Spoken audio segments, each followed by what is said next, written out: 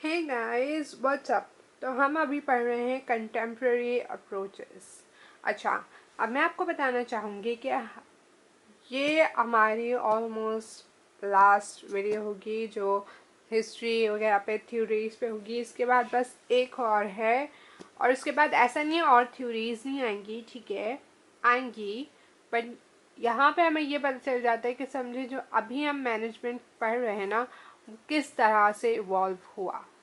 इसके बाद बहुत सारी चीज़ें आएंगी, मैस्लोज हायरार्की आएगी, और theory X and theory Y आएगी, पर वो सब मोटिवेशन वगैरह की हैं।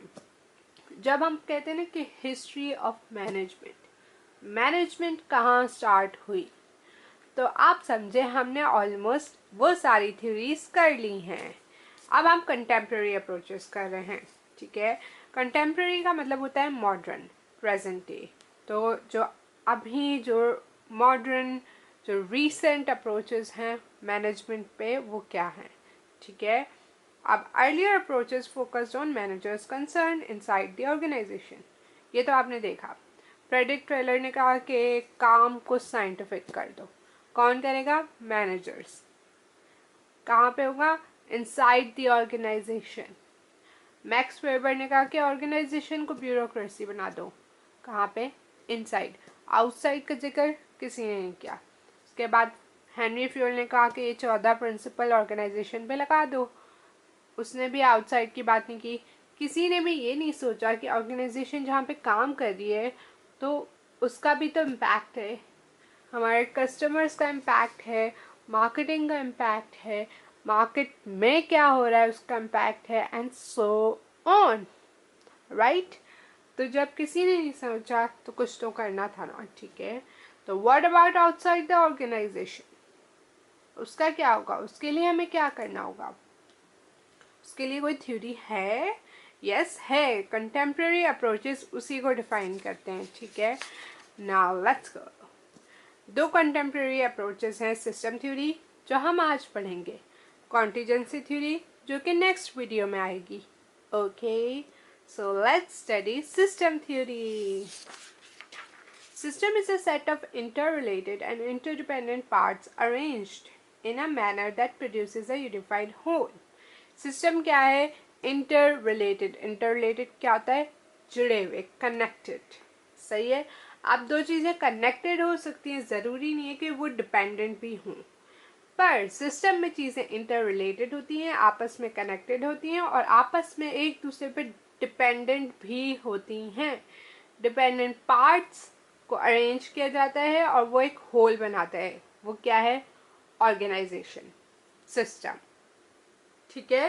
तो सिस्टम क्या है? इंटररिलेटेड और इंटरडिपेंडेंट पार्ट्स जो कि एक साथ होल बनाते हैं, मिलके यूनिफाइड मिले हुए, तो उसको सिस्टम कहते हैं। अब इस थ्योरी का यानी एक्सटर्नल एनवायरनमेंट की और सिस्टम थ्योरी का सबसे पहले जो एक आपका है हिंट, ठीक है, वो दिया था, वो 1983 में चेस्टर बर्नेट को ने दिया था, और ये मुझे मार्कर लग गया है, एनीवेज इरिटेटिंग, पर चेस्टर बर्नेट ने दिया था। ओके, टाइप्स ऑफ सिस्टम, दो टाइप्स ऑफ सिस्टम है, ओपन और क्लोज्ड, ठीक है। और इसका यही मतलब है, जैसे ये वर्ड्स हैं, आप इसी को जहन में रख लेंगे तो आपको पता चल जाएगा कि कौन सा है। अब क्लोज सिस्टम क्या है? क्लोज सिस्टम, पहले तो आप ये जान लें कि ये एक मिथ है, रियलिटी नहीं है। ऐसी कोई भी ऑर्गेनाइजेशन अप टिल नाउ नहीं है जो क्लोज सिस्टम पे बेस्ड हो। क्लोज सिस्टम का मतलब ये है कि जो कि इन्फ्लुएंस नहीं होते एक्सटर्नल इन्वायरमेंट से। इन्फ्लुएंस क्या होता है? कि उन पर इम्पैक्ट नहीं है। इम्पैक्ट क्या होता है? कि फॉर एग्जांपल बाहर के इन्वायरमेंट में कुछ भी हो जाए, उसका असर, इम्पैक्ट, असर हमारे ऑर्गेनाइजेशन पे, हमारे सिस्टम पे नहीं होगा, क्लोज सिस्टम। और जो इंटरैक्ट नहीं करता इन्वायरमेंट से, ना इन्फ्लुएंस होता है ना इंटरैक्ट करता है, क्या ऐसा पॉसिबल है? No, right. और ओपन सिस्टम क्या है? Are influenced by and do interact with environment. Open system उसका ऑपोजिट है, वो इन्फ्लुएंस भी होता है एक्सटर्नल एनवायरनमेंट से और इंटरैक्ट भी करता है। क्लोज सिस्टम सिर्फ थ्योरी में है, ऐसी कोई भी ऑर्गेनाइजेशन नहीं है जो अपनी एनवायरनमेंट से इंटरेक्ट नहीं करती। ऑर्गेनाइजेशंस करती ही बिजनेस है, बिजनेस कंज्यूमर से होता है, कंज्यूमर एक्सटर्नल एनवायरनमेंट पे होता है, कंज्यूमर्स पे हर एक्सटर्नल एनवायरनमेंट का इम्पैक्ट होता है, ऑर्गेनाइजेशन पे भी होता है। जब उन पे होता है तो हमारे सिस्टम यानी हमारे बिजनेस पे भी होता है। तो क्या क्लोज सिस्टम पॉसिबल है? नो, क्लोज सिस्टम पॉसिबल नहीं है, लेकिन ओपन सिस्टम पॉसिबल है। पॉसिबल क्या, ओपन सिस्टम ही होता है। अब ये थ्योरी ये कहती है कि आपके जो सिस्टम है ना वो आप चलो आपकी ऑर्गेनाइजेशन बेस्ट है, आपने सारे जितने प्रिंसिपल्स उस पर लगने चाहिए लगा लिए, आपकी ऑर्गेनाइजेशन एफिशिएंट है, अफेक्टिव है, लेकिन वो एनवायरनमेंट से अच्छे से इंटरेक्ट नहीं करती है। क्या ये ऑर्गेनाइजेशन अच्छी है?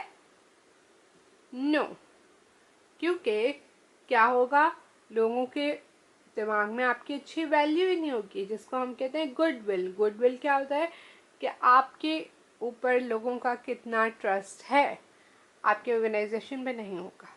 आप उनसे इंटरेक्ट ही नहीं कर पा रहे, आप कंज्यूमर्स को अट्रैक्ट ही नहीं कर पा रहे, तो आपका जो काम है, आपका बिजनेस है, वो एक डाउन साइड में चला जाएगा, राइट?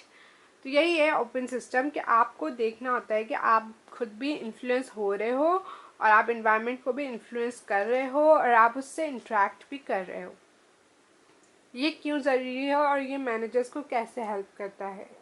ये कहता है कि मैनेजर को सिर्फ अपनी ऑर्गेनाइजेशन नहीं देखनी चाहिए, बल्कि अपना एक्सटर्नल एनवायरनमेंट भी देखना चाहिए, क्योंकि ये वही एनवायरनमेंट है जहाँ पे वो काम कर रहा है, और क्योंकि ये वही एनवायरनमेंट है जहाँ से उसको प्रॉफिट रेवेन्यू जनरेट हो रहा है, राइट गाइस? और गवर्नमेंट वगैरह इन सब चीज़ों को आप कैसे छोड़ोगे? You can not. आपके सप्लायर्स हैं, सब कुछ, आप इन चीज़ों को किस तरह से आप बोलोगे कि यार इनको जो करना है करने दो? You can not. उसका इन्फ्लुएंस आपके बिजनेस पे है और आपके बिजनेस का उन लोगों पे है। तो आपको सबको साथ लेते हुए चलना है। आपको मेक श्योर करना है कि आपकी इनसाइड ऑर्गेनाइजेशन भी अच्छे से एफिशिएंट इफेक्टिवली काम कर रही है और आपकी रेपुटेशन आउटसाइड एनवायरनमेंट में भी सही है, और वहाँ पे जितना काम है आपका वो भी आपका बिल्कुल एफिशिएंटली और इफेक्टिवली चल रहा है। तो आपका इन्फ्लुएंस भी अच्छा होना चाहिए। आप उनसे जो इन्फ्लुएंस लेते हैं, अब अगर वो बुरा इन्फ्लुएंस है, डैमेज है, तो मैनेजर को मेक श्योर करना है कि वो कम से कम उसका इम्पैक्ट ऑर्गेनाइजेशन पे हो। अच्छा इन्फ्लुएंस है तो उसकी आप ज़्यादा से ज़्यादा उसका फ़ायदा लें, राइट? और इंटरेक्ट करें एनवायरनमेंट के साथ। तो that's pretty much it about system theory. अब कॉन्टीजेंसी थ्योरी मैं आपको नेक्स्ट वीडियो में समझाऊंगी। आई होप कि आपको समझ आया होगा। अगर आया, subscribe, like, comment and share. Bye guys.